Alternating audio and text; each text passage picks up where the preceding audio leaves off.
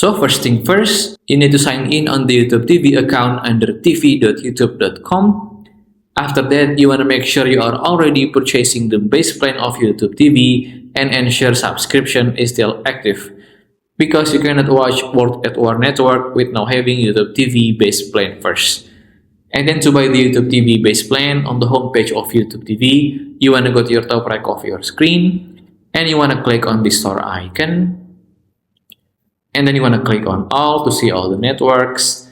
And on YouTube TV network, you want to click on it. Here you want to add YouTube TV base plan to your membership by paying for $60 per month, and you can get some free trial.